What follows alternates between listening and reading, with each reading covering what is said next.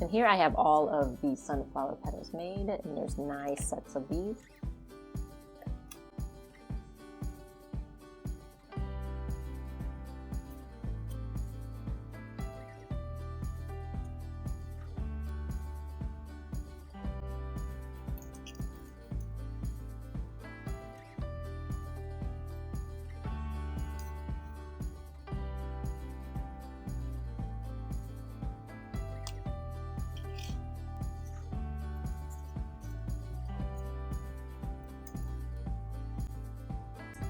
If you would like to follow along my beaded sunflower design journey and would like to know when this pattern is available, subscribe to this channel or join my mailing list. Happy beading!